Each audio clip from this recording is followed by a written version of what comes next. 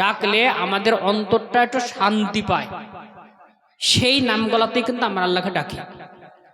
রহমান হিসেবে ডাকি, রহিম হিসেবে ডাকি, গফফার, সাত্তার মানে ক্ষমাশীল, দয়াশীল ইত্যাদি অনেক নাম। আলহামদুলিল্লাহ আমাদের আল্লাহ বা আমাদের স্রষ্টা তিনি দয়াশীল, ক্ষমাশীল, করুণাময়, সব ঠিক আছে। কিন্তু জানেন, আল্লাহ যদি আপনার প্রতি কঠোর হয়ে যান, আল্লাহর চেয়ে কঠোর কোনো সৃষ্টি হতে পারে না। কোনো মানুষের মনে, কোনো মুসলিমের মনে যদি এই নীতিবোধ বা এই জ্ঞান না থাকে যে আল্লাহ রাব্বুল আলামিন সবচেয়ে বেশি কঠোর তার বান্দার প্রতি হতে পারেন, আল্লাহর কঠোরতা সম্পর্কে তার জ্ঞান নাই, সে যদি শুধু আল্লাহকে রহমান রহিম হিসেবেই ডাকে, দয়াশীল ক্ষমাশীল হিসেবে ডাকে, তাহলে সে মসজিদে মুত্তাকি, মসজিদের বাইরে পাকা শয়তান প্রমাণিত হবে। কিছুক্ষণ পর আমরা আলোচনাতে এই জিনিসটাই বলতে চাইব। কারণ এই আদর্শ মানুষ আল্লাহ রাব্বুল আলামিনের নামেরও কিন্তু অপব্যবহার করে। উমর রাদিয়াল্লাহু তাআলা আনহুর বৈশিষ্ট্য ছিল, যখনই কোনো মানুষকে তিনি আল্লাহ রাব্বুল আলামিনের নরম গুণগুলি বারবার বলতে শুনতেন, লাঠি দিয়ে খোঁচা দিয়ে বলতেন, বেটা বারবার রহমান রহিম, রহমান গফফার সাত্তার তো করছো, আল্লাহ সবচেয়ে বেশি কঠিন শাস্তিদাতা, এটা মনে আছে তো? আল্লাহ সবচেয়ে বেশি কঠিন শাস্তিদাতা, এইটা যদি মনে না থাকে, আল্লাহকে বারবার ক্ষমাশীল বলিও না। কারণ আল্লাহ যে শাস্তি দিতে পারে, এই চেতনাটা যতক্ষণ না শক্তিশালী হবে ততক্ষণ তুমি পাপ থেকে দূরে থাকবা না। আল্লাহ ক্ষমাশীল, তার মানে বারবার বলে আল্লাহ ক্ষমা করো, ক্ষমা করো, আর পাপ করতেই থাকবে। তাই আল্লাহ সম্পর্কে আমাদের যে ধারণা বা আমাদের যে জ্ঞান, আমাদের আকীদা, বিশ্বাস, সে বিশ্বাসটা আমাদের সমাজে এখনো অপূর্ণ থেকে গেছে। কিভাবে? আল্লাহ রাব্বুল আলামিন বলেছেন, লা তাকরাবুজ জিনা, ব্যভিচারের ধারে কাছে যেও না। আজ আপনি সমীক্ষা করেন, গুজরাটের একটা রিপোর্ট সম্ভবত আপনারা হয়তো শুনেছেন, খবরের কাগজে দিয়েছিল বিভিন্ন জায়গাতে, শতকরা 90টার কাছাকাছি ছেলের ডিএনএর সাথে বাপের ডিএনএ মিলেনি। তাহলে আল্লাহ রাব্বুল আলামিন বলেছেন ব্যভিচারের ধারে কাছে যেও না, কিন্তু ধারে কাছে না, আমরা সেই ক্ষেত্রের কর্মী। তাহলে এখান থেকে এটা বোঝা যায়, আল্লাহকে ক্ষমাশীল দয়াশীল বলে বলে নিজেকে নিকৃষ্টতম পাপী আমরা বানিয়েছি। আমাদের যদি এটা মনে থাকতো যে ব্যভিচারের ধারে কাছে গেলে আমাদেরকে আল্লাহ ধ্বংস করে দেবেন, শাস্তি দেবেন, জাহান্নামে দেবেন, আর আল্লাহ যখন শাস্তি দিবে পৃথিবীর কোনো শক্তি আমাকে বাঁচাতে পারবে না, আল্লাহ রাব্বুল আলামিনের এই কঠোর দিকটা যদি মুসলিমদের মনে থাকতো, তাহলে মুসলিমরা কোনোদিন পাপ করতো না। তাহলে আল্লাহ রাব্বুল আলামিন আমাদেরকে মানা করেছেন যে ব্যভিচারের ধারে কাছে যেও না। আর আপনি জানেন, ক্লাস 8 থেকে ছাত্র ছাত্রীরা কন্ডম কিনে, রিপোর্ট আমার কাছে আছে, তাহলে সেটা কিনে তারা কি করে, তারা কোন দেশ থেকে এসেছে, তারা আমাদেরই বাড়ির ছেলে মেয়ে। তাহলে আল্লাহ রাব্বুল আলামিনকে এত রহমান, এত রহিম, এত গফফার ও সাত্তার এই নামগুলা জোরে জোরে বলা ভুলে যান। এ কারণেই ভুলে যেতে হবে যে কোরআনে নিষেধ করা হয়েছে এমন একটা কাজও আমাদের সমাজ থেকে আজ পর্যন্ত উঠেনি। ইসলামে করতে বলা হয়েছে এমন একটা কাজও আমাদের সমাজে সুষ্ঠুভাবে পরিচালিত হয় না। শুরু করার আগেই ইখতিলাফ, শুরু করার আগেই ইখতিলাফ, প্ল্যান করতে গিয়েই ইখতিলাফ, ভিন্নতা সৃষ্টি হয়। তাহলে এই যে একটা বিশাল সমস্যা, মহাশূন্যতায় আমরা ভুগছি, যে আমাদেরকে কে যে কোন দিকে নিয়ে যাচ্ছে আমরা কেউ জানতে পারি না। আর এই সমস্ত দিকগুলো আমাদের এই যে বিকল অবস্থা, অচল অবস্থা, রাসূল করিম সাল্লাল্লাহু আলাইহি সাল্লাম এর বিরুদ্ধে যখন আবু তালেবের কাছে অভিযোগ করা হয় যে হে আবু তালিব, আপনার সম্মানার্থে আপনার ভাইপো মোহাম্মদ সাল্লাল্লাহু আলাইহি সাল্লামকে আমরা কিছু বলিনি, আপনি এখন মৃত্যু সজ্জায় সজ্জিত, দয়া করে আমাদের সাথে একটা চুক্তিতে আসতে বলেন। তো সেই সময়তে রাসূল সাল্লাল্লাহু আলাইহি সাল্লামকে জিজ্ঞাসা করা হয়েছিল, আবু তালেব জিজ্ঞাসা করেছিলেন, মা শানু কওমিকা ইয়া মুহাম্মদ ইয়াশকুনাকা, হে মুহাম্মদ সাল্লাল্লাহু আলাইহি সাল্লাম, আপনার জাতির কি ব্যাপার যে তারা আজ তোমার বিরুদ্ধে অভিযোগ করছে?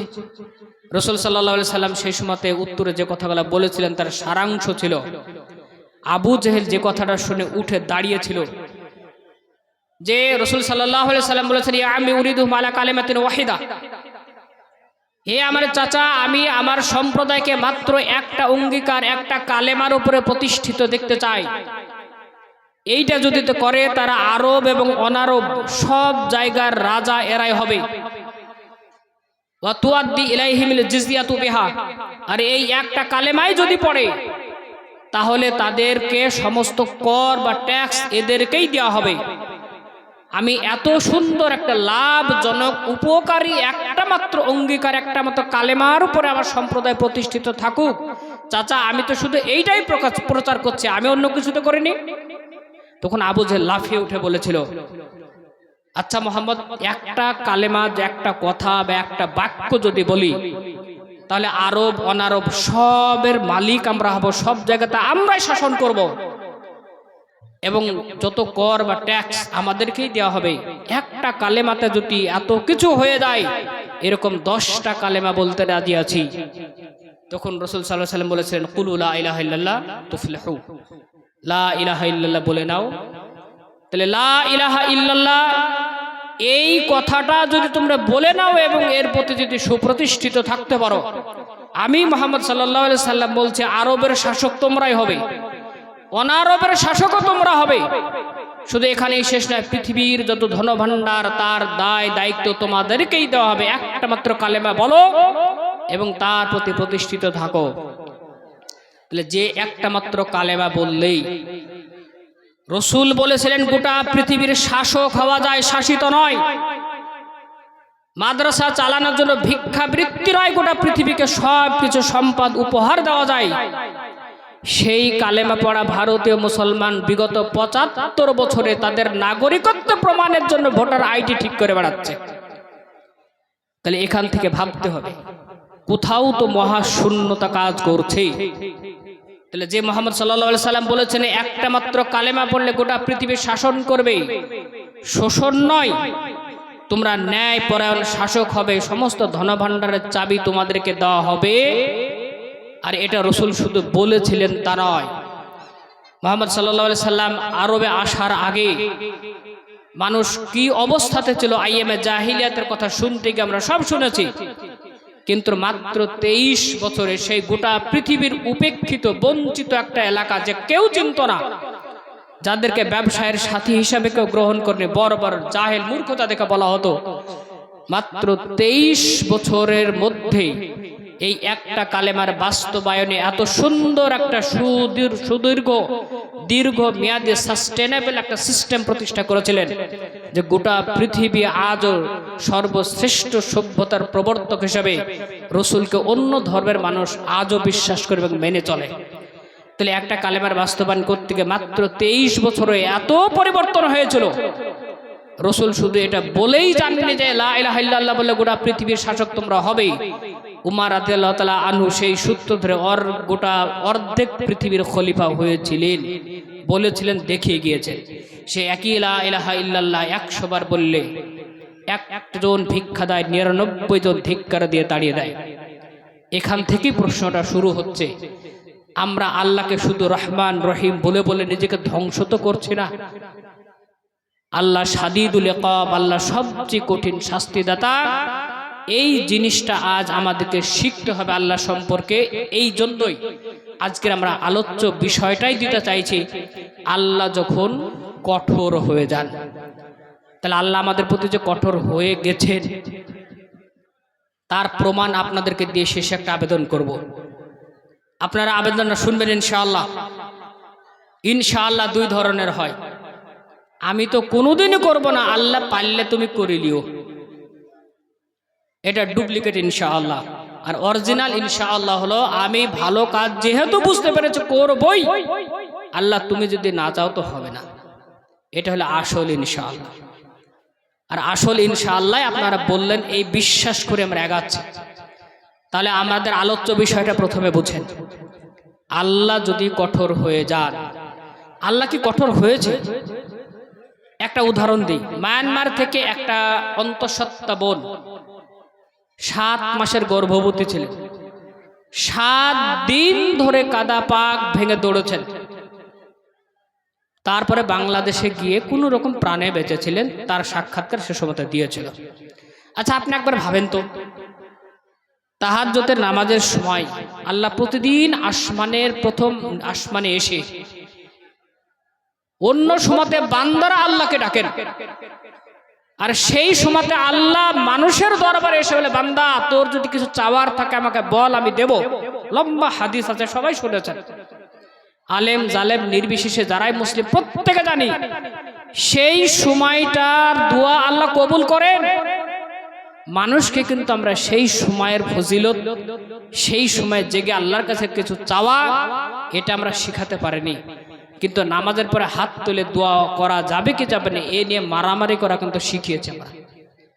আমি যে প্রসঙ্গে কথাটা বলছিলাম, আল্লাহ কঠোর হয়েছে কিনা একটা প্রমাণ দেব এখন, আর বাকি প্রমাণগুলো আপনাকে পরে দিতে দিতে আমরা একটা আলোচনা ইনশাল্লাহ একটা শেষ প্রান্ত পর্যন্ত যাব, যেখান থেকে আপনাদের আমি এটা খুব আন্তরিকভাবে অনুরোধের স্বরে বলতে চাইছি যে এই যে জালসা করছেন, শুনছেন, শুধরাচ্ছেন না, এটা অত্যন্ত ভালো সুন্দর পদ্ধতি। আল্লাহ পৃথিবীতে যে মানুষকে ধ্বংস করেছেন, হাজারো জনপদ ধ্বংস করেছেন, সব কিছুকে যদি সামনে রাখা যায়, কিছু মানুষকে হেদায়েত দিয়েছেন। আল্লাহর সংশোধনের রাস্তা দুটো, এক উপদেশের মাধ্যমে, ভালোবেসে আদর করে সম্মানের সাথে যদি কোনো মানুষ সংশোধিত না হয়, তাকে আল্লাহ কঠিন শাস্তি দিয়ে ধ্বংস করেছেন। ফেরাউন, নমরুদ, হাদ্দাদ, শামান যারা এবিসিডি যারা ছিল, তাদের সাথে কি ঘটেছে আমরা সব জানি। তার আল্লাহ আমাদের প্রতি যদি কঠোর হয়ে যান, কতটা কঠোর হতে পারেন, এই উদাহরণটা দেওয়ার জন্য মায়ানমারে একটা অন্তঃসত্ত্বা বোনের কথা বললাম। এবার বলেন, আল্লাহ তাহাজ্জুদের সেই সময় আসমানের প্রথম আসমানে এসে মানুষকে বলেন, বান্দা তোদের কি দরকার আমাকে বল, আমি দেব, দেওয়ার জন্য এসেছে। কিন্তু আমরা ঘুমাই, আমরা চাই না। আমরা হয়তো ঘুমাচ্ছিলাম, কিন্তু সেই মায়ানমার থেকে অন্তঃসত্ত্বা যে বোনটা প্রাণ বাঁচানোর ভয়ে কাদা পাক ভেঙে দৌড়াচ্ছিলেন, 7 দিন ধরে দৌড়েছেন, সেই 7 দিনে তাহাজ্জুদের ওই সময়টা পড়েছে না পড়েনি? পড়েছে। সেই বোনটা কি অত্যাচারিতা ছিলেন না ছিলেন না? ছিলেন। এই অত্যাচার থেকে বাঁচার জন্য তিনি আল্লাহকে ডেকেছেন না ডাকেননি? ডেকেছেন। তার চোখের পানি ঝরেছিল না ঝরেনি? ঝরেছে। তার কথা আল্লাহকে শুনেছেন না। আল্লাহ যখন কঠোর হয়ে যায়, তখন কে দোয়া করছে? আল্লাহ যখন কঠোর হয়ে গিয়ে শাস্তির মাধ্যমে মানুষকে সংশোধন করতে হবে এটা সিদ্ধান্ত নিয়ে নেন, তখন কোন নবী ডাকলো, কোন অলি ডাকলো, কোন আউলিয়া ডাকলো, আল্লাহ এটা দেখেন না। তাহলে এটা মায়ানমারের কথা, এটা শুনে হয়তো এটা হাদিসে নাই, কোরআনে নাই, মনে একটু হয়তো উসখুস করতে পারে। আসুন আর একটা উদাহরণ দিয়ে আমরা আলোচনা শুরু করি, অন্যদিকে যাই। সেটা হলো নূহ আলাইহিস সালাম আল্লাহর কাছে অভিযোগ করলেন, রব্বি ইন্নী দাআউতু কওমি লাইলা ওয়া নাহারা, হে আল্লাহ আমি আমার সম্প্রদায়কে রাত দিন ডাকলাম, এই তোরা সুদ খাস না, ঘুষ খায় না, মদ খাস না।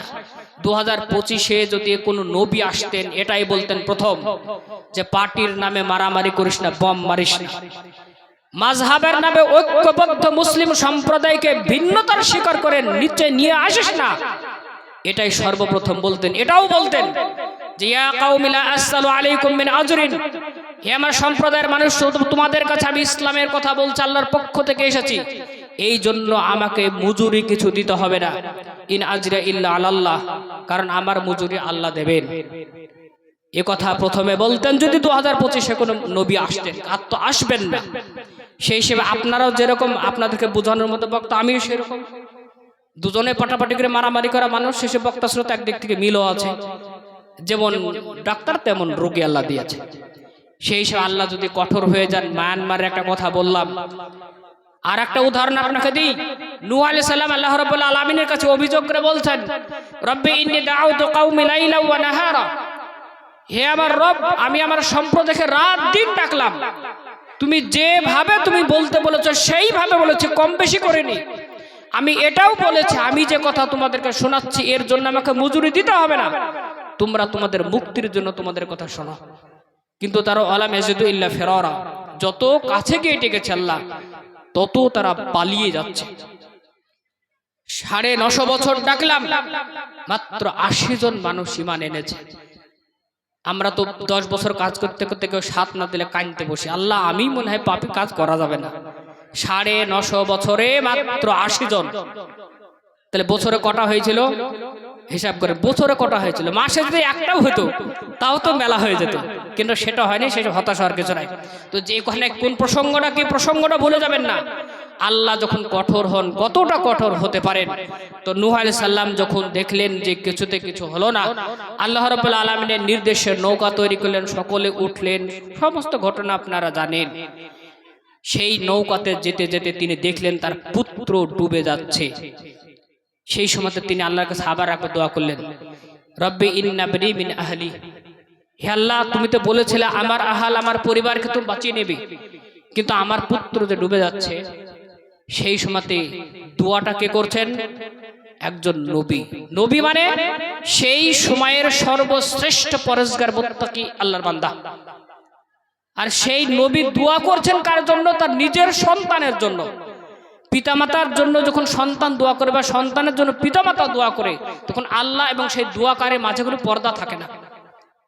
আর নূহ আলাইহিস সালাম তার একজন নবী হয়ে তার পুত্রের জন্য আল্লাহর কাছে দোয়া করছে, রব্বি ইন্না বনি মিন আহলি, হে আল্লাহ আমার পুত্রটা আমারই পরিবারের লোক, কিন্তু সেও তো তোমার গজবের শিকার। এই দোয়া করার পরে আল্লাহ নূহকে কি বলেছিলেন? হে নূহ, এতদিন পর্যন্ত আমি তোমার পুত্রের জন্য রহমান ছিলাম, রহিম ছিলাম, গাফফার ছিলাম, সাত্তার ছিলাম। আমি যতক্ষণ পর্যন্ত তাকে ভালোবেসেছি, তোমার মাধ্যমে আমার ভালোবাসা তার কাছে 1000 বার তুমি পৌঁছেছ। 950 বছর তুমি নূহ, তুমিই তো বললে রব্বি ইন্নী দাউতু কওমি লাইলা ওয়া নাহারা ওয়া লাম ইয়াজিদু ইল্লা ফিরারা, হে আল্লাহ আমি আমার সম্প্রদায়কে রাত দিন ডাকলাম, কিন্তু তারা পালিয়ে যেতেই থাকলো, পালিয়ে যেতে থাকলো। হে নূহ, তুমি তো একসময় অভিযোগ করেছিলে না? সেই সময়তে তুমি যখন বলতে অস্থির হয়ে পড়েছিলে, সে সময় আল্লাহ আমি আমার বান্দাদের জন্য, তোমার ছেলের জন্য, প্রত্যেক বান্দার জন্য আমি দয়া, ক্ষমাশীল, হেদায়েত দানকারী ছিলাম।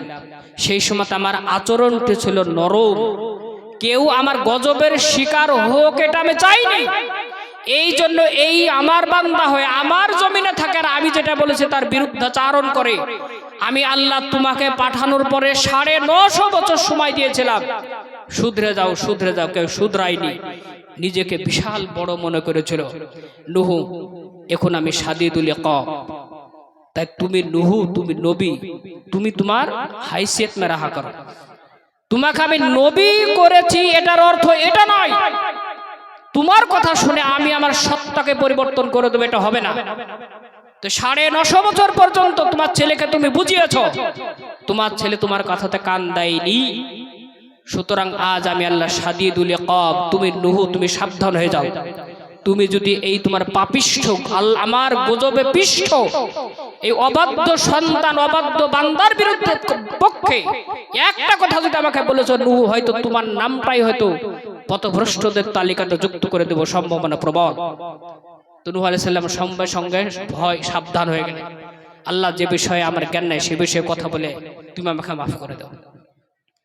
তাহলে শুধু মায়ানমারের সেই মেয়েটার জন্য আল্লাহ নিষ্ঠুর হয়েছিলেন তা নয়, নূহ আলাইহিস সালাম তার নিজের পুত্রের জন্য দোয়া করে সে দোয়া আল্লাহর দরবারে পৌঁছায়নি।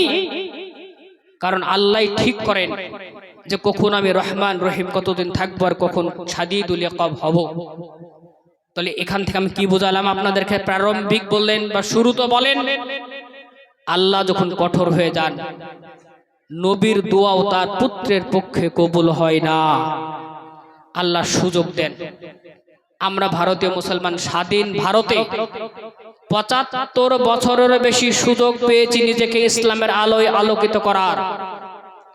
ভারতের সংবিধান আপনাকে সুযোগ দিয়েছে, ধর্ম পালনের জন্য আপনি জালসা করতে পারেন, বক্তারা ইসলামের কথা সুন্দরভাবে আপনাকে বুঝিয়ে বলেন, কোনো সমস্যা হয় না। কিন্তু এই সুযোগ পৃথিবীর কোনো দেশেই নাই বললেই চলে। আপনি একজন বক্তা যদি সৌদি আরবে গিয়েও এরকম জালসা করেন, এটা চলবে না। রাইট টু অ্যাসেম্বলি সেখানে নাই, রিপ্রেশন আছে পৃথিবীর সব জায়গায়। কিন্তু পৃথিবীর এই সুন্দর ভূখণ্ডের মধ্যে আমাদের এই দেশ ধর্ম সহিষ্ণুতার দেশ। এখানে আপনি ধর্ম পালন করে আল্লাহর সাথে সম্পর্ক স্থাপনের জন্য রাত দিন ইবাদত করেন, কেউ মানা করার নেই। এখানে একদিকে মানুষ উলঙ্গ সাধুর কাছে আশীর্বাদ নাই, সেটাও প্রশংসার। অন্যদিকে বুরকা পরে আল্লাহকে ডাকে, সেটাও প্রশংসাযোগ্য। প্রত্যেকে বসবাস করছে শান্তিপূর্ণ সহাবস্থান, কোনো অসুবিধা নাই। ৭৫ বছর এই স্বাধীন পরিবেশে থেকে আপনি যদি সুদ থেকে দূরে থাকতে না পারেন, ৭৫ বছর স্বাধীন দেশে থেকে আপনার ক্লাস 8-এ পড়া যুবক যুবতীরা যদি আজও কন্ডম কিনতে থাকে, সেদিন বেশি দূরে নয় যে আল্লাহ আপনার জন্য শাদীদুল ইকাব হিসেবে আত্মপ্রকাশ করবেন। পৃথিবীতে অনেক জায়গাতে দেখছেন, পৃথিবীতে অনেক জায়গাতে দেখছেন। সেই সময় আপনাকে আজ সিদ্ধান্ত নিতে হবে, জীবনে অমূল্য পরিবর্তন আজই ঘটাতে হবে। আপনাকে এই কসম খেয়ে উঠতে হবে। আল্লাহ এতদিন পর্যন্ত শুধু কথা এক কান দিয়ে শুনেছিলাম, আর এক কান দিয়ে বেরিয়ে গেছে। আজ আমরা এই নিয়তে শুনবো যে তুমি যদি কাল শাদীদুল ইকাব হয়ে যাও, হয়তো আমরা কেউ বিজেপির দোষ দিব, কেউ হিন্দুদের দোষ দিব, কিন্তু নিজের মধ্যে যে শয়তানটা লুকিয়ে আছে প্রবৃত্তি নামের, একে তো আমরা দেখতে পাই না। কথায় আছে না, এক সময়তে আজান দিলে মুয়াজ্জিনের আজান শুনে আজানের শব্দ যত দূর যেত, শয়তান তত দূর পালিয়ে গেছে। আজ মুয়াজ্জিন যখন আজান শুরু করে, শয়তান দেখে মুয়াজ্জিনের দিলের চেয়ে আমার জন্য নিরাপদ জায়গার কোথাও নাই। এই কথাটা নিকৃষ্টতম ফালতু কথা, কিন্তু এই কথা সৃষ্টি কিন্তু আমরাই। কেন সৃষ্টি করেছি? কেন সৃষ্টি করেছি? জীবনে দেখেছি মশরি চুরি করে এনে গরুকে খাওয়িয়ে সাথে ফজরের আজান দেয়, এমন মুয়াজ্জিন আছে। আমি এখনো বেঁচে আছি, আমি বলছি, দেখেই বলছি। প্রত্যেক দিন ফজরে আজান দেয়, আর আজানের আগে মশরি গম টম যা গরুর জন্য চুরি করে দেখো, চুরি করে নিয়ে আসে। তাহলে এইরকম যদি মুসলমান হয়, এইরকম মুসলমান আল্লাহ পৃথিবীতে রাখবেন না, কোনোদিন রাখেননি, কোনোদিনই রাখেননি। কারণ আমি এখানে ধরেন বক্তা, উদাহরণ দিই আপনাকে সহজ সরল ভাষাতে, যে আমি এখানে বক্তা হিসেবে এসেছি, আপনারা আমাকে বক্তা হিসেবে ডেকেছেন। আমি বক্তা হিসেবে এসে যদি কোনো ফিল্মের গান করে নাচানাচি করি, বক্তা হিসেবে এই বুজুর্গ হুজুর হযরত যারা আছেন আমাকে কতক্ষণ সহ্য করবেন? মেহমান হিসেবে 1 মিনিট 2 মিনিট। আমি বক্তব্য দিতে এসে ইসলামের কথা যদি বলতে না পারি, অল্প বলে নেমে চলে যাব, কোনো সমস্যা নাই। কিন্তু আমি ইসলামের কথা বলতে এসে ইসলাম বিরোধী আচরণে যদি আমি লিপ্ত হয়ে যাই, বক্তা হিসাবে আমাকে খুব বেশি সম্মান 2 থেকে 3 মিনিট করবেন, 5 মিনিট পরে আমাকে ঘাড় ধরে এখান থেকে নামিয়ে দেবেন, এটাই সত্য। এই বক্তার জায়গাতে আপনি মুসলিম উম্মাহকে নিয়ে আসেন। নবী মুহাম্মদ সাল্লাল্লাহু আলাইহি সাল্লাম শেষ রাসূল হওয়ার কারণে পৃথিবীতে আর কোনো নবী আসবে না, আর কোনো নবী আসবেন না। এটার অর্থ এটা নয় যে পৃথিবীর মানুষ আর পথ হারাবে না। যে সময়তে মানুষ নবী থাকবে না, অর্থাৎ আল্লাহর পক্ষ থেকে সমাধান মানুষের রূপে কেউ দিতে আসবেন না, কিন্তু মানুষ পথভ্রষ্ট হবে না, একথা কোথাও বলা হয়নি। তাহলে মানুষ পথভ্রষ্ট হবে যে সময়তে মানুষ নবীর অনুপস্থিতিতে পথভ্রষ্ট হবে। কাকে দেখে পৃথিবীর মানুষ ইসলাম শিখবে? উত্তর হলো মুহাম্মদ সাল্লাল্লাহু আলাইহি সাল্লামের যারা উম্মত, তাদেরকে দেখেই শিখবে। তা আল্লাহ রাব্বুল আলামিন আমাদেরকে বলেছেন, কুনতুম খায়রা উম্মাহ, তোমরাই হলে মানুষের মধ্যে সর্বশ্রেষ্ঠ মানুষ। উখরিজাত লিন-নাস, তোমাদেরকে বের করা হয়েছে মানুষের জন্যই। যে তা'মুরুনা বিল মা'রুফ ওয়া তানহাউনা আনিল মুনকার, তোমাদের কাজ হলো তোমরা ভালো কাজের দিকে মানুষকে ডাকবে আর অন্যায় কাজ থেকে মানুষকে নিষেধ করবে। তাহলে গোটা পৃথিবীর মানুষকে বাস্তব চরিত্রের মাধ্যমে ইসলামকে বোঝানোর মূল দায়িত্ব তাদেরকে দেওয়া হয়েছে। আমরা সেই মুসলিম। আর আমাদের ঘরের ছেলেরা মেয়েরা ক্লাস 8 থেকে কন্ডম ব্যবহার করে। আমাদের মতো এই জাতকে পৃথিবীতে ইসলামের ছত্রছায়া আল্লাহ রাখবেন, নাকি এ জঞ্জাল সাফ করবেন? সাফ করতে হবে। কারণ আমরা চাষি এলাকা, চাষি হিসেবে জানি কোনো জমিতে যদি আপনি ভালো ফার্ম থেকে বীজ নিয়ে এসে ধানের ভালো চাষ করতে চান, এর জন্য ধানের বীজ ভালো হওয়াটা শর্ত তো অবশ্যই, কিন্তু তার জন্য পূর্ববর্তী অপরিবর্তনীয় শর্তটা হলো সে জমিটাকে জঞ্জাল মুক্ত করতে হবে। ভারতের মতো দেশ, এত বড় দেশ, এই বর্তমান পৃথিবীতে যদি ইসলাম নামের সুন্দর একটা ব্যবস্থাকে প্রতিষ্ঠা করতে হয়, তাহলে মুসলিম নামের যে আগাছা গলা আছে তাদেরকে আগে সাফ করতে হবে। তা না হলে ওই ভূখণ্ডে ইসলামের আসল চাষ হবে না, বীজ যতই ভালো হোক।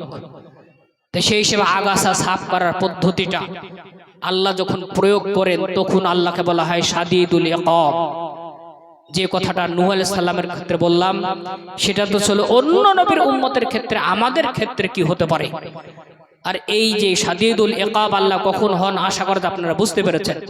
এখন আল্লাহ কখন আমাদের জন্য যে সাফাই অভিযান শুরু করে দেবেন, সেটা অত্যন্ত আতঙ্কের বিষয়। আজকের পৃথিবীতে, আমাদের দেশে বলে গোটা পৃথিবীর মুসলমানের জন্য আল্লাহর পক্ষ থেকে আসা গজব যেটা কখন যে কি রূপে আসবে, এটাই হলো অত্যন্ত বড় প্রশ্ন। তার এই আলোচনা করার জন্য আপনাদের সামনে সূরা হাদীদের 16 নম্বর আয়াত আমি পড়েছি। এই আয়াতটাতে একটা প্রশ্ন করা হয়েছে, আর এই আয়াতটাতে আল্লাহ রাব্বুল আলামিন একটা সম্ভাব্য চরম বড় সমস্যার কথা উল্লেখ করেছেন, যে সমস্যাটা পূর্ববর্তী সমস্ত নবীর উম্মতের ক্ষেত্রে ঘটেছিল। যতজন নবী বা রাসূল পৃথিবীতে এসেছিলেন, প্রত্যেক নবী এবং রাসূলের উম্মতের সাথে এই দুর্ঘটনা ঘটার কারণে তারা সব ধ্বংস হয়ে গেছে, পথ হারিয়ে ফেলেছে। আর উম্মতে মুহাম্মাদিকে আল্লাহ রাব্বুল আলামিন সূরা হাদীদের 16 নম্বর আয়াতে এইটাই তিনি বলতে চেয়েছেন, আল্লাহ যে হে উম্মতে মুহাম্মাদি, তোমাদের সাথে যেন ওই দুর্ঘটনা ঘটে না যায়। যদি সেই দুর্ঘটনাটা ঘটে যায়, তাহলে তোমরাও ধ্বংস হয়ে যাবে, তোমরাও কেউ বাঁচতে পারবে না। আর এটা আল্লাহ রাব্বুল আলামিন আমাদেরকে প্রশ্নের আকারে বলেছেন। আয়াতটা হলো আলাম ইয়ানি লিল্লাযিনা আমানু আন তাখশা কুলুবুহুম লিযিকরিল্লাহি ওয়া মা নাযালা মিনাল হক। অর্থাৎ যে সমস্ত মানুষ আল্লাহ রাব্বুল আলামিনকে বিশ্বাস করেছে, তাদের জন্য কি সেই সময় এখনো আসেনি যে সময় তাদের অন্তরগুলি আল্লাহ রাব্বুল আলামিনের স্মরণে বিনয়ী হবে, ভদ্র হবে, বিগলিত হবে, এবং আল্লাহ রাব্বুল আলামিন জান্নাত ও জাহান্নামের যে বর্ণনা বা বিবৃতি পৃথিবীতে পাঠিয়েছেন, সেইগুলো বুঝে তাদের অন্তরগুলো নরম হবে, সেই সময় কি আসেনি? আল্লাহ রাব্বুল আলামিন এই আয়াতের প্রথম প্রশ্ন। দ্বিতীয় প্রশ্ন হলো ওয়ালা ইয়াকুনু কাল্লাযিনা উতুল কিতাবা মিন ক্বাবলু, এবং উম্মতে মুহাম্মাদের জন্য কি সেই সময় এখন আসেনি যে সময়ে তারা পূর্ববর্তী মানুষ যাদেরকে ধর্মগ্রন্থ দেওয়া হয়েছিল তাদের মতো হবে না। যাদেরকে পূর্ববর্তী উম্মতের নবীর উম্মত যাদেরকে ধর্মগ্রন্থ দেওয়া হয়েছিল, তাদের সাথে কি হয়েছিল? ফাতালা আলাইহিমুল আমাদু ফাকাসাত কুলুবুহুম, তাদের কাছ থেকে নবী চলে যাওয়া যখন ধীরে ধীরে ইতিহাস হয়ে যায়, তখন কাসাত কুলুবুহুম, তাদের অন্তরগুলি কঠিন হয়ে যায়, শুকিয়ে যায়। সমস্ত তাফসীরে দেখবেন কাসাত কুলুবুহুম ইয়ানি জাফফাত ওয়া ইয়াবসাত কুলুবুহুম মিনাল ঈমান, তাদের অন্তরগুলি একেবারে ঈমান শূন্য হয়ে গিয়েছিল। তাদের দাড়ি দেখে, টুপি দেখে, মাযহাবের নামে দ্বন্দ্ব দেখে, জালসার নামে ব্যবসা দেখে, প্যান্ডেল দেখে, সব দেখে মনে হতো এদের চেয়ে পাক্কা মুসলমান পৃথিবীতে নাই। কিন্তু এদের ভিতরটা যদি চেক করা যায়, ইয়াবসাত কুলুবুহুম মিনাল ঈমান ওয়া জাফফাত, তাদের অন্তরগুলি শুকিয়ে গেছে, ঈমান শূন্য হয়ে গেছে। এই দুর্ঘটনা পূর্ববর্তী যত নবী এসেছিলেন তাদের উম্মতের সাথে ঘটেছিল। ওয়া কাসীরুম মিনহুম ফাসিকুন, তাদের অন্তরগুলি ঈমান শূন্য হয়ে যাওয়ায় তাদের দাড়ি, তাদের টুপি, তাদের পোশাক, তাদের বুরকার রং, স্কিন টাইট বুরকা, এই সমস্ত জিনিস আল্লাহকে সন্তুষ্ট করতে না পারায় ওয়া কাসীরুম মিনহুম ফাসিকুন, তারা অধিকাংশই ছিল পাপী। আল্লাহ রাব্বুল আলামিন এই আয়াত একটা ভয়ঙ্কর দিক আলোচনা করেছেন। সেই দিকটা হলো আমাদের বাহ্যিক দিকটা দেখে মনে হবে আমরা পাক্কা মুসলমান, কিন্তু আমাদের আভ্যন্তরীণ বিষয়টা যদি দেখা যাবে ঈমানের কোনো প্রভাব আমাদের জীবনে নাই। তাহলে এই সূরা হাদীদের 16 নম্বর আয়াতে আল্লাহ রাব্বুল আলামিন যে ভয়ঙ্কর দিকটা আলোচনা করেছেন, আমাদের আজ আলোচ্য বিষয় এখান থেকেই কিন্তু যাবে আল্লাহ শাদীদুল ইকাব কিভাবে হবেন সেই দিকে। বিষয়টা আজ এইরকম। তাহলে এই আয়াতটা শুরু হয়েছে প্রশ্নবাচক বাক্য দিয়ে। আর আমরা জানি আল্লাহ রাব্বুল আলামিন তার বান্দাকে তার বার্তা বান্দার মাধ্যমে বোঝানোর জন্য বিভিন্ন পদ্ধতি অবলম্বন করেছেন। তার মধ্যে একটা পদ্ধতি হলো প্রশ্নসূচক বাক্য ব্যবহার করা বা ইন্টারোগেটিভ সেন্টেন্স ব্যবহার করা। আল্লাহ রাব্বুল আলামিন যদি প্রশ্ন করে থাকেন, সেই প্রশ্নের উত্তর এটা হয় না। আপনারা হাদিস কোরআন যারা সেলফ স্টাডি করেন তাদের জন্য একটা থিওরি মেথড বলছে, এটা মনে রাখবেন, কাজে লাগবে। যখনই দেখবেন কোরআন বা হাদিসে কোথাও আল্লাহ প্রশ্ন করছেন, কখনোই এটা ভাববেন না যে ওই প্রশ্নের উত্তর আল্লাহ আপনার কাছ থেকে জানতে চাইছেন, বরং সেই প্রশ্নসূচক বাক্যে যেটা আল্লাহ আলোচনা করেছেন সেটা সেই প্রসঙ্গে, সেই ভূখণ্ডে, সেই স্থানে আপনার জন্য অত্যন্ত গুরুত্বপূর্ণ, তার গুরুত্ব বোঝানোর জন্য আল্লাহ প্রশ্নের আকারে সেটা উপস্থাপন করেছেন।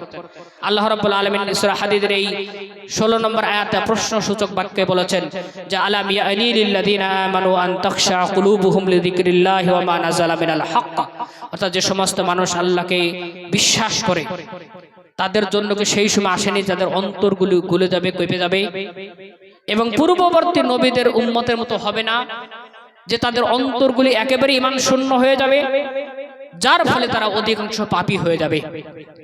এটা আল্লাহ রাব্বুল আলামিন প্রশ্ন করেছেন। আর এই প্রশ্ন করেছেন মানে এই বিষয়টার গুরুত্ব অত্যন্ত বেশি আমাদের জন্য। এবার আসুন আমরা ধীরে ধীরে চেষ্টা করি, আমাদের জন্য সেই সময় এসেছে কি আসেনি। পূর্বে কয়েকটা উদাহরণ দিলাম। রাসূল করিম সাল্লাল্লাহু আলাইহি সাল্লামের সাথে আবু তালেবের যে কনভারসেশন হয়েছিল তাকে সেখানে রাসূল কি বলেছিলেন। এইবার আমরা ধীরে ধীরে ধীরে একটু বোঝার চেষ্টাটা করব আল্লাহ রাব্বুল আলামিন আমাদের জন্য শাদীদুল ইকাব হয়ে গিয়েছেন কিনা। এইটা বোঝার জন্য প্রথমে আমরা দেখি আল্লাহ আমাদেরকে কোন রোল প্লে করতে বলেছেন। অত্যন্ত দুঃখের সাথে বলছে আপনাকে, কোন রোল প্লে করতে বলেছেন। আল্লাহ রাব্বুল আলামিন আমাদেরকে একটা শিরোনাম দিয়েছেন, আমরা সর্বশ্রেষ্ঠ উম্মত। আমরা এখানে কেউ কিন্তু নবী নয়, নবী বা রাসূলগণ পৃথিবীতে এসে যে কাজ করেছিলেন আল্লাহর নির্দেশে, এই পৃথিবীতে আমরা নবী না হয়েও সেই কাজ করব। এই মহান দায়িত্ব আমরা জন্মসূত্রে নিয়েছি, আল্লাহ আমাদেরকে দিয়েছেন। এই দায়িত্ব আমাদেরকে পালন করতে হবে, এই জন্য আমরা শ্রেষ্ঠ উম্মত। আমাদের কাজ হলো গোটা পৃথিবীর মানুষকে মঙ্গলের দিকে ডাকবো, আর যেটা মানুষের জন্য অশুভ, ক্ষতিকর, অমঙ্গলজনক, সেইখান থেকে মানুষকে আমরা দূরে সরিয়ে রাখবো। এই দায়িত্ব দিয়েই তো আল্লাহ আমাদেরকে পাঠিয়েছেন। এই দায়িত্ব দিয়ে যাদেরকে পাঠিয়েছেন, যাদেরকে যে দায়িত্ব সম্পাদনের জন্য বাঁচিয়ে রেখেছেন, হাওয়া দিয়ে, বাতাস দিয়ে, অক্সিজেন দিয়ে, সব দিয়ে, সেই মুসলমান আমরা যদি আমাদের আপোষের হিসাবটা করি, কোরআনের প্রথম যে ইনস্ট্রাকশন ইকরা বিসমি রাব্বিকাল্লাযী খালাক খালাকাল ইনসানা মিন আলাক, প্রথম কথাটাই ছিল তোমরা লেখাপড়া শেখো, পড়ো তোমাদের রবের নামে। তাহলে শ্রেষ্ঠ উম্মত হিসেবে আল্লাহ আমাদেরকে যে দায়িত্ব সম্পাদন করতে বলেছেন, আমি বক্তা হিসাবে এখানে যদি ডান্স করি, আপনারা যেমন কান ধরে স্টেজ থেকে নামিয়ে দেবেন, উম্মতে মুহাম্মদী হওয়ার পরেও যদি আপনি এই পৃথিবীতে ইসলাম বিরোধী কাজ করেন, আপনাকে আল্লাহ উম্মত হিসেবে সেই ভূখণ্ড থেকে বিলীন করে দেবেন। সেটা কিভাবে, সেটাই তো আপনারা শুনবেন কিছুক্ষণ পরে। তাহলে আল্লাহ রাব্বুল আলামিন আমাদের দায়িত্ব পালনের জন্য প্রথম ক্রাইটেরিয়া, ফার্স্ট ইনস্ট্রাকশন, যে ইকরা বিসমি রাব্বিকাল্লাযী খালাক, পড়ো তোমার প্রতিপালকের নামে যিনি সৃষ্টি করেছেন। সেই রবের নামে আমরা লেখাপড়া কে কতটা শিখেছি, তার জরিপ করার পরে আবার একটা সিদ্ধান্ত নেব এই অবস্থাতে আমাদের বেঁচে থাকা উচিত কিনা। কোরআন আল্লাহর পক্ষ থেকে এসেছে সবাই জানি, হিসাব করে দেখেন শতকরা 90 জন কোরআন পড়তে পারে না। যারা কোরআন পড়তে পারে তাদের শতকরা 99 জন বুঝতেই পারে না কোরআনে কি লেখা আছে।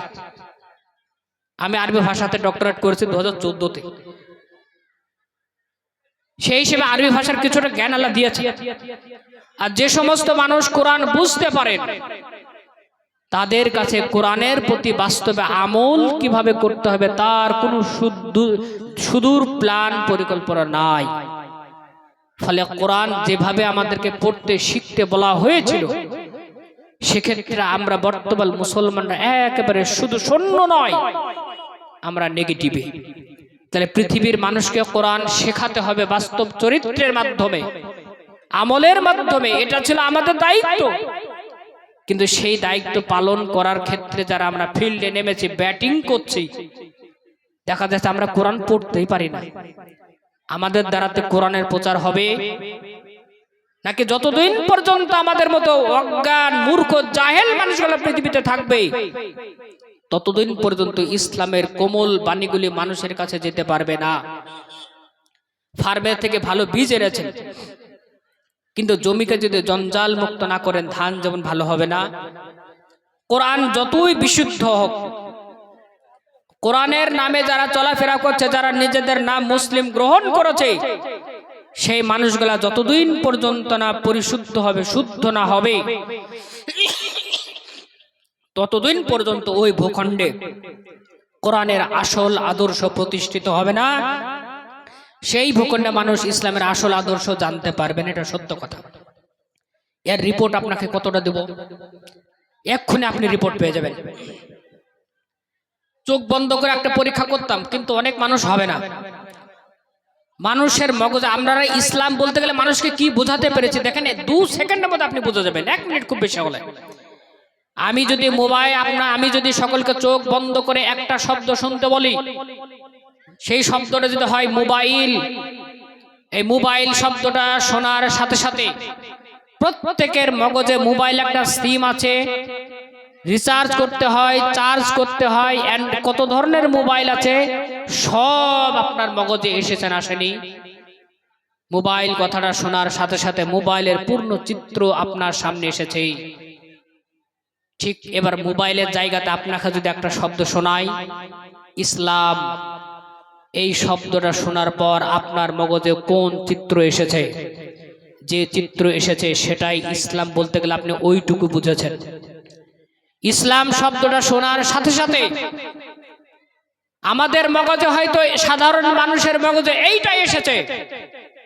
রমজান মাসে আমাদের প্রধান প্রশ্ন হয় তারাবি 8 রাকাত না 20 রাকাত। কোরবানির যখন চাঁদ উঠে তখন আমাদের কাছে একমাত্র ইসলাম হলো যে একটা গরুতে 8টা কোরবানি হবে না 7টা। বাচ্চা যখন জন্মগ্রহণ করে আকিকাটা দেওয়ার সময় ছাগলের যদি ট্যাংটা বা নাকটা যদি কাটা থাকে আকিকা হবে কি হবে না? মুসলিমরা ঐক্যবদ্ধ জাতি, কিন্তু 4টি বৈধ মাযহাবের নামে ভাগ আছে।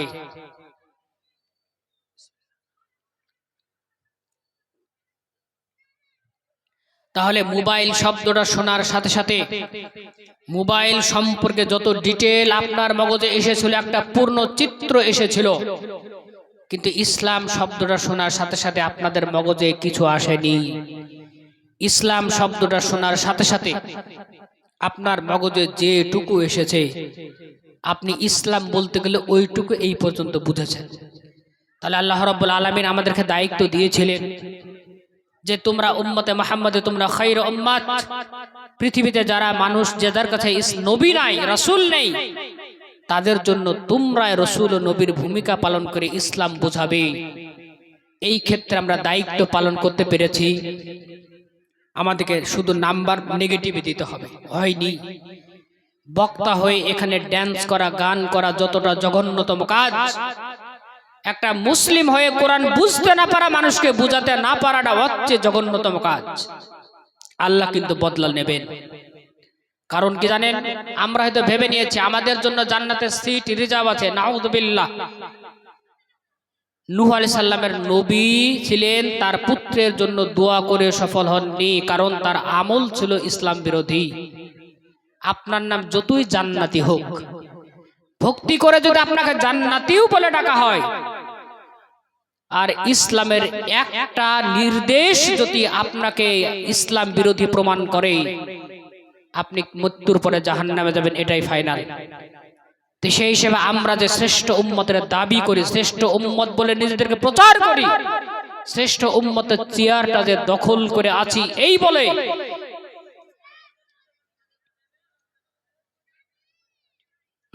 শ্রেষ্ঠ উম্মতের দাবি যে আমরা করি, যে দাবিটা আমরা করেছি, সেই চেয়ারটা তো দখল করে রেখেছি, কাজ কিন্তু আমরা কিছু করি না। তাহলে এখান থেকে আমরা কি বুঝতে পারছি? যে দায়িত্ব আল্লাহ আমাদেরকে দিয়েছিলেন সেই দায়িত্ব সম্পাদন তো আমরা করিই না, বরং আমরা উল্টো পথে বেশি চলতে শুরু করেছি। এখন আমাদের কথাটা হলো, শুধু কোরআনের জ্ঞান অর্জনে আমরা কতটা সফল, শুধু সেই হিসাবটা আপনাকে দিলাম। 5 বার নামাজ পড়তে হয় প্রত্যেকে জানি, কিন্তু শতকরা 95টা মানুষ 5 বার নামাজ পড়ি না, এটাই সত্য। তাহলে নামাজের ক্ষেত্রে আমাদেরকে যদি সমীক্ষা না যায়, গোটা পৃথিবীকে উম্মতে মুহাম্মাদি হিসেবে নামাজের দার্স দিতে হবে, শেখাতে হবে। অন্যকে শেখানো তো দূরের কথা, নিজেরাই তো পড়ি না। পর্দা প্রথার কথা যদি বলি, বক্তা হিসেবে পর্দার দার্স দেই, জালসাতে যে মেলা বসেছে, এখানে যে পর্দার লঙ্ঘন হচ্ছে, বক্তা শ্রোতা নির্বিশেষে কিয়ামতের দিন হিসাব দিতেই হবে। ইসলাম প্রচারের এই ঢং আপনাকে কে করতে বলেছে? কে করতে বলেছে এটা? মসজিদের খতিবকে আপনি 3000 টাকা দিয়ে পোষেন মিয়া, আর আপনার মাসে সিগারেটের বিল হয় 5000 টাকা। আপনার মসজিদ থেকে পরিবেশ যদি না শুধরায়, জালসার নামে এইরকম মেলা বসে পৃথিবী শুধরাবে না। হিসাব করতে হবে। আল্লাহকে ভয় করেন। প্রত্যেকটা খুতবাতে একটা কথা বলা হয় না, ইয়া আইয়ুহাল্লাযিনা আমানুত্তাকুল্লাহ, হে বিশ্বাসীরা তোমরা আল্লাহকে ভয় করো। আমরা তামাশা মনে করেছি নাকি? এই ইসলাম প্রচার, এই পদ্ধতি, এই যে যুবক এবং যুবতী ঘেঁষা ঘেঁষা হাত ধরে টানাটানি, এটা তো মেলাতে হয়। ইসলামের নামে যেখানে জালসা হচ্ছে সেখানে হবে কেন? হবে না। পৃথিবীকে তো ইসলাম শেখানোর জন্য এসেছে আমরা। তাহলে পর্দা প্রথা মেনটেন করার ক্ষেত্রে গোটা পৃথিবীকে যে সভ্যতা, নারীদের পোশাকের শালীনতা শেখানোর কথা ছিল, সেক্ষেত্রে আমরা শুধু ব্যর্থতা নয়, যেখানে ইসলাম শেখানোর জন্য জালসা দিয়েছি, সেখানে যুবতীরা সবচেয়ে আকর্ষণীয় ড্রেস পরে যুবকদের মধ্যে ঘুরে বেড়াচ্ছে। তাহলে এখান থেকে বোঝা যায় শ্রেষ্ঠ উম্মতের রোল সাধারণভাবে যে শুধু পালন করছি না তা নয়, যেখানে ইসলাম শেখানোর কেন্দ্র হিসেবে জালসা দিয়েছি, সেখানেই সবচেয়ে বেশি উলঙ্গপনা দেখা যাচ্ছে। সভাপতি, বক্তা, শ্রোতা নির্বিশেষে কিয়ামতের দিন প্রত্যেককেই হিসাব দিতে হবে যে ইসলাম প্রচারের এই নিকৃষ্টতম বিকৃত পদ্ধতি কে চালু রাখতে বলেছিল আপনাকে? কে বলেছিল? আল্লাহ রাব্বুল আলামিনের নির্দেশ, ওয়াকুল্লিল মুমিনাতি ইয়াগদুদনা মিন আবসারিহিন্না। হে রাসূল, আপনি মুসলিম মহিলাদেরকে বলে দেন তারা যেন তাদের দৃষ্টিগুলোকে অবনত রাখে। পুরুষদেরকে তারা আগে বলা হয়েছে, ওয়াকুল্লিল মুমিনিনা ইয়াগুদ্দু মিন আবসারিহিম। পুরুষদেরকে বলে দেন তারা যেন তাদের দৃষ্টি অবনত রাখে। তাহলে যে যুবক বা যে পুরুষ বা নারীদেরকে দৃষ্টি পর্যন্ত অবনত রাখতে বলা হয়েছে, তারা স্কিন টাইট ড্রেস পরে যুবকদের সামনে ঘুরে বেড়ায়, এটা ইসলামে আছে? তাহলে যেখানে ইসলাম শেখানোর জন্য, শেখার জন্য আমরা এসেছি, সেখানেও যদি ইসলাম বিরোধী কাজ হয়, তাহলে এখান থেকে কি এটা প্রমাণ হচ্ছে না যে আমি বক্তা হিসেবে ডেকেছি আর আপনি সিনেমার গান করছেন আর ড্যান্স করছেন, আমাকে ঘাড়ে ধাক্কা দেবেন না? অবশ্যই ঘাড়ে ধাক্কা দেবেন। একইভাবে যে ইসলাম গোটা পৃথিবীকে বোঝানোর দায়িত্ব উম্মতে মুহাম্মাদিকে দেওয়া হয়েছে, সেই উম্মতে মুহাম্মাদি জালসাতেও বেহায়াপনার প্রচার করছে। তাতে বক্তার বেতনে, বক্তার টাকাতে কিন্তু কম হয়নি, আগামী দিনে হবে সম্ভাবনা শূন্য। তাহলে এতক্ষণ যে কথাগুলো বললাম আপনাদেরকে, শ্রেষ্ঠ উম্মত হিসেবে যে দায়িত্ব ছিল, সে দায়িত্ব আমরা একটাও পালন করি না। শুধু পালন করি না সেটা তো একটা অপরাধ, কিন্তু ইসলাম বিরোধী যতগুলো কাজ আছে প্রতিটা কাজে আমাদের ভূমিকা সমান। প্রত্যেকটা কাজে আমাদের, নোংরা কাজ আমাদের ভূমিকা সমান। চরিত্রহীনতা খুঁজেন পাবেন, সুদ পাবেন, মদ খাবেন, কি পাবেন না? যেটা পাবেন না সেটা হলো নিষ্ঠার সাথে ইসলাম মেনে চলা, আমি ইসলামের কথা বলা, এটা বাদ দিয়ে সবটাই আছে। তাহলে বক্তা হিসেবে স্টেজে নাচানাচি করলে যেমন ঘাড় ধাক্কা দিয়ে তাড়িয়ে দেবেন, উম্মতে মুহাম্মাদির চেয়ারে বসে পৃথিবীতে যদি বেশি ইসলাম বিরোধী কাজ করেন, এই জঞ্জাল সাফ আল্লাহ করেই ছাড়বেন। কিভাবে সাফ করেছেন, বাকি 15 মিনিট বা তার চেয়ে কম বেশি সময় আপনাকে আমি এটাই বলতে চাইবো, কিভাবে আল্লাহ সাফ করেছেন। আল্লাহ রাব্বুল আলামিন যখন শাদীদুল ইকাব হয়েছেন, 2 ধরনের মানুষের প্রতি হয়েছে। এক, যারা আল্লাহকে অস্বীকার করেছে তাদের প্রতি, আর এক যারা আল্লাহকে স্বীকার করে মানে, কিন্তু আল্লাহ যেভাবে চলতে বলে সেইভাবে চলে না, বলে না, তাদের প্রতি কঠোর হয়েছেন। এজন্য ফেরাউনকে আল্লাহ ধ্বংস করেছেন, ইতিহাস জানি। নমরুদকে আল্লাহ ধ্বংস করেছেন, সেই ইতিহাস আমাদের জানা। এইভাবে পূর্ব মুহাম্মদ সাল্লাল্লাহু আলাইহি সাল্লামের পূর্বে যত নবী এসেছিলেন, সেই নবীর সাথে যারা বাঁদারামি করেছিল তারা কেউ টিকতে পারেনি, আল্লাহ তাদেরকে ধূলিসাৎ করে দিয়েছেন। সে তো ছিল নবীকে অস্বীকার করার মতো বড় পাপী যারা, তাদের শাস্তি সেখানে আল্লাহকে শাদীদুল ইকাব দেখেছিলাম। কিন্তু উম্মতে মুহাম্মাদিকে আল্লাহ যেটা বলেছিলেন যে ওয়ালা ইয়াকুনু কাল্লাযিনা উতুল কিতাবা মিন ক্বাবলু, আর উম্মতে মুহাম্মাদ যেন তাদের পূর্বে যে সমস্ত নবী ছিল তাদের উম্মতরা যেরকম করেছিল, উম্মতে মুহাম্মাদ যেন এইরকম না করে, এইরকম যেন না করে। তারা কি করেছিল? তাদের ধর্মগ্রন্থে লেখা ছিল সুদ হারাম, বাস্তবে সুদ খেয়েছিল। তাদের ধর্মগ্রন্থ আল্লাহর পক্ষ থেকে আসা বাণীতে ছিল আপোষে মারামারি করিও না, কিন্তু তারা মারামারি করেছে। আমাদেরও কোরআনে লেখা আছে সুদ খেয়ে না, সুদ খায়। আমাদেরও কোরআনে লেখা আছে মা বোনেরা পর্দা করবে, কিন্তু জালসার ময়দানেও আমরা অর্ধ উলঙ্গ অবস্থা আকর্ষণীয় ড্রেস পরে ঘোরাঘুরি করেছি। কোরআনে লেখা আছে মুসলমান ভাই ভাই, কিন্তু ইলেকশনের সময়তে কে যে কাকে হত্যা করবে প্ল্যান খুঁজে পায় না। কোরআনে লেখা আছে 5 বার নামাজ পড়তে হবে, ফজরের সময় মসজিদে গেলে 3 থেকে 4টির বেশি মানুষ পাওয়া যায় না। কোরআনে বলা আছে একজন মুসলমান অপর মুসলমানের ভাই, কিন্তু হাজী সাহেব হজ করতে যাওয়ার পূর্বে নিজের ছেলের নামে জমি গেলা লিখে দেয়, মেয়েকে পাকি দিয়ে হজে যায়। এমন মুসলমান আছে না নাই? তার মানে পূর্বের নবীর উম্মতদেরকে আল্লাহ যে নির্দেশ দিয়েছিলেন লিখিত রূপ খুব পবিত্র ছিল। একইভাবে কোরআন বা হাদিসে যত কথা আছে আজও স্বর্ণাক্ষরে সুরক্ষিত আছে, কিন্তু মুসলিমরা তার প্রতি একটাও আমল করে না। যে আমলটুকু করে কেন যে করে সে নিজেও জানে না। এখন কথাটা হলো, পূর্বের নবীর উম্মত আল্লাহ রাব্বুল আলামিনের আদেশ অমান্য করার কারণে আল্লাহ যদি তাদেরকে ধ্বংস করে থাকেন, আমরা উম্মতে মুহাম্মাদী হিসেবে আমরাও যদি কোরআনে যা লেখা আছে, ইসলামে যা আছে সেটাকে মেনে না চলি, আমাদেরকে কি দীর্ঘদিন টিকিয়ে রাখবেন? অসম্ভব। কিন্তু আমাদের জন্য একটা আলহামদুলিল্লাহ একটা সুবিধা আছে। সুবিধাটা হলো মুহাম্মদ সাল্লাল্লাহু আলাইহি সাল্লাম আমাদের জন্য দোয়া করে গিয়েছিলেন, হে আল্লাহ পূর্বের নবীর উম্মতকে যেভাবে তুমি একসাথে গজব দিয়ে আযাব দিয়ে ধ্বংস করেছো, আমার উম্মতকে তুমি এই সাথে একসাথে ধ্বংস বিলীন করে দিও না। আল্লাহ রাসূলের এই দোয়া কবুল হয়েছে আলহামদুলিল্লাহ। এটাই হয়তো একমাত্র মাধ্যম যে কারণে আমাদের মতো সুদখোর, মদখোর, বেনামাজি, চরিত্রহীন, ভোটের আগে মন্দির মসজিদ একাকার করে মানুষকে ধোঁকা দেওয়ার, ফন্দি ফিকির করা, দাগাবাজ, এই ধরনের মানুষগুলো আমরা মুসলমান আছি, আজও বেঁচে আছি। এটা হয়তো না, নিশ্চিত রূপে রাসূলের দোয়ার বরকত যে এখনো আমরা ধ্বংস হইনি, বেঁচে আছি।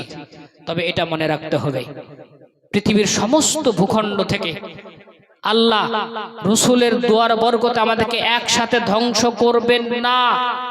এটার অর্থ এই নয় যে পৃথিবীতে মায়ানমার ঘটবে না। এটার অর্থ এটা নয় যে পৃথিবীতে ফিলিস্তিন দেখতে হবে না। এটার অর্থ এটা নয় যে স্পেন দেখতে হবে না। এটার অর্থ এটা নয় জেনোসাইড ওয়াচ ডগে যে ভবিষ্যৎবাণী করা হয়েছে, জেনোসাইড ওয়াচ ডগে যে সতর্ক বার্তা করা হয়েছে সেটা বাস্তবায়িত হবে না। আমাদেরকে একবার ভাবতে হবে, রাসূলের দোয়ার বরকত আমরা টিকে আছি, আল্লাহ ছাড় দিয়েছেন কিন্তু ছেড়ে দেননি। এইবার আপনাকে বলি, পূর্বের নবীর উম্মতকে আল্লাহ তো ধ্বংস করেছেন, ইতিহাস জানি। উম্মতে মুহাম্মাদী কেউ আল্লাহ কিভাবে নিষ্ঠুর প্রক্রিয়াতে ধ্বংস করেছেন। অনেক ভূখণ্ডকে একবারে জঞ্জাল সাফ করে বিশুদ্ধ ইসলামের চাষ আল্লাহ নিজে কিভাবে করেন। সর্বপ্রথম আমরা বলতে চাইব 1258 সাল, সেই বাগদাদে গোটা পৃথিবীর কেন্দ্রস্থল কেন বিজ্ঞানের, বাইতুল হিকমা যেখানে প্রতিষ্ঠা করা হয়েছিল। জ্ঞানের প্রতি এত ভক্তি, এত শ্রদ্ধা, এত আসক্তি তাদের ছিল। কোন জ্ঞানের বই, বিজ্ঞানের বই বা অন্য ভাষার জ্ঞানের সম্ভার কোন বই যদি আরবি ভাষাতে অনুবাদ করা হতো, অনুবাদ করা বইটাকে একদিকে রাখা হতো, স্বর্ণ একদিকে রেখে অনুবাদককে স্বর্ণটা মজুরি হিসেবে দেওয়া হতো। তার ভাবতে পারেন কত জ্ঞানী গুণী ছিল, জ্ঞানের প্রতি কত শ্রদ্ধা ছিল। কিন্তু সেখানেও আমাদের মতো চালাক মুসলমানে ভরে গিয়েছিল। রাত্রিবেলাতে আমরা মুত্তাকি, ফজরের আজান আমরা দিই, ফজরের আজানের আগে আমরা মশুরি চুরি করে গরুকে খাওয়াই। ইলেকশনের আগে আমরা সবাই ঈদের নামাজের সময় সবাই আল্লাহু আকবার, ইয়াকা না'বুদু ওয়া ইয়াকা নাস্তাঈন। ইলেকশন যখন ঘোষণা ডেট ঘোষণা হয়ে যায়, এক একটা মানুষ এক একটা পার্টির ব্যানারে এমন ভাবে বিভক্ত হয়ে যায়, ইয়াকা না'বুদু ওয়া ইয়াকা নাস্তাঈন, যে ঈদের নামাজ আমি একটা ইমামের পেছনে বলেছিলাম। প্রত্যেক নামাজে আমি আল্লাহকে বলি যে আল্লাহ আমরা একটাই উম্মত, তোমারই ইবাদত করি। ইলেকশনে ডেট ঘোষণা হওয়ার পর এটা বোঝা যায় না এটা শয়তানের দল না উম্মতে মুহাম্মাদের দল, চিনতে পারা যায় না। সেই হিসেবে বাগদাদ 1258 সাল হালাকু খা যখন আক্রমণ করেছিল, আমাদের মতো চালাক মুসলমানদের উপরে আক্রমণটা হয়েছিল। সেই সময়ের হিসেবে 7 লাখ মুসলমানকে হত্যা করা হয়েছিল। সে সময়তেও মুসলমানরা কিন্তু আল্লাহকে রহমান রহিম হিসেবে ডেকেছে। সে সময়তে মুসলমানরা ভুলে গিয়েছিল যে আল্লাহ সাদিদুল লিকাব হতে পারে। তারা বাইতুল হিকমা প্রতিষ্ঠা করে গোটা পৃথিবীর জ্ঞান ভান্ডার তাদের দরবারে রেখেছিল। তারা হয়তো ভেবেছিল আমাদের এই পণ্ডিতির বদৌলতে আল্লাহ আমাদেরকে রক্ষা করবেন না, হবে না। বক্তা হিসেবে এসে সিনেমার গান করলে যখন লাথি মেরে ধাক্কা দিয়ে তাড়িয়ে দেবেন, উম্মতে মুহাম্মাদের চেয়ারে বসে কেউ যদি মদখোর দাগাবাজ ঘুষখোর হয়, আল্লাহ কোনো হালাকু খা পাঠিয়ে দেবেন। 1258 সাল সেই সময়ের হিসেবে 7 লক্ষ মুসলিমদেরকে হত্যা করা হয়েছিল। সে সময়তেও মুসলমানরা আল্লাহকে ডেকেছিল, দোয়া কবুল হয়নি। কারণ আল্লাহ সুযোগ দিয়েছিলেন রহমান হিসেবে, রহিম হিসেবে, কিন্তু সাদিদুল ইকাব হিসাবে আল্লাহ যখন আত্মপ্রকাশ করেন, না বেঁচেছে তাদের বাইতুল হিকমা, না বেঁচেছে তাদের বিজ্ঞানী, না বেঁচেছে তাদের চিকিৎসাবিদ। ধ্বংসযজ্ঞ চলেছে, পৃথিবী আজও মনে রেখেছে। আর এই ঘটনা কিন্তু অন্য নবীর উম্মতের সাথে হয়নি, আমাদের মতো চালাক মুসলমানদের সাথে ঘটেছিল। একটা 2 নম্বর 1492 সাল এপ্রিল মাসের 1ম তারিখ স্পেনের মুসলমানরা স্পেনে 700 বছর রাজত্ব করেছিল। মাদা খাসারাল আলাম বিইনহিতাতিল মুসলিমিন, আবুল হাসান নাদবির বইটাতে পড়বেন। তিনি মূলত স্পেনের মুসলমানদের যে বিল্ডিং, বড় বড় মসজিদ, রাতারাতি যখন ঘন্টা বাজতে শুরু করে, অত্যন্ত দুঃখের সাথে বিভিন্ন কথা তিনি লিখেছেন সেখানে। তাহলে 1492 সাল এপ্রিল মাসের 1ম তারিখ মুসলিমরা সেখানে 700 বছর রাজত্ব করে যখন আমাদের মতো দ্বৈত চরিত্রের মালিক হয়ে যায়, দাড়িতে, টুপিতে, পাগড়িতে, মাযহাবে, জালসাতে, ওয়াজে নসিহতে তারা একেবারে হুবহু মুসলমান মনে হলেও চরিত্রতে, তাদের সামাজিক আদানে প্রদানে, তাদের রাজনীতিতে, তাদের অর্থনীতিতে, সব কিছুতে যখন চালাকিতে, নোংরামিতে ভরে যায়, আল্লাহ তাদেরকে কচুকাটা করিয়েছেন খ্রিস্টান সম্প্রদায়কে দিয়ে। কেউ বাঁচেনি। 700 বছর রাজত্ব করেছে, তাদেরকে ধ্বংস করার জন্য একটা গুলি পর্যন্ত করতে হয়নি। এই জন্যই সেই দিনটাকে আমরা আজও পালন করি এপ্রিল ফুল হিসাবে, যে সম্প্রদায় যে ভূখণ্ডে 700 বছর টানা রাজত্ব করেছে, তাদেরকে ধ্বংস করার জন্য একটা গুলি করতে হলো না। এরা এত নির্বোধ, এত বোকা। এই বোকামির নেপথ্যের কাহিনীটাই ছিল ঠিক আমাদের মতো চালাক মুসলমান তারাও হয়েছিল। তারা আল্লাহকে শুধু রহমান রহিম মনে করত। আল্লাহ যে সাদিদুল ইকাব দেখো সে কথা আল্লাহ ভুলে গিয়েছিল। 1492 সাল এপ্রিল মাসের 1ম তারিখ আল্লাহকে আমরা সাদিদুল ইকাব হিসাবে দেখেছি। আর একটু তাড়াতাড়ি আসি 1798 সাল নেপোলিয়ন বোনাপার্ট যখন মিশরে হামলা করে, হামলা করার আগে আরবিতে একটা হ্যান্ডবিল লিখেছিল। সেখানে সে ডিটেল বলেছিল লা ইলাহা ইল্লাল্লাহ মুহাম্মাদুর রাসূলুল্লাহ, আমি আল্লাহকে বিশ্বাস করি, মোহাম্মদকে বিশ্বাস করি, সবে বিশ্বাস করি। হে মুসলমানরা, হে আরবিয়ন মুসলমানরা, ইসলাম তো তোমাদের সম্পদ। তুর্কি মুসলমান, তুর্কি ভাষাভাষী মুসলমান তোমাদের খলিফা হবে, এটা মেনে নিতে পারো কি করে? আমি নেপোলিয়ন বোনাপার্ট, আমি বলছি, আমি তোমাদের সহযোগী হিসেবে বলছি, আমি তোমাদের ভাই, তুর্কিদের অত্যাচার থেকে তোমাদেরকে বাঁচাবো, এই জন্যই আমি এসেছি। সুতরাং তোমরা আমাকে বাধা দিও না, আমার সঙ্গ দাও। দিয়েছিল।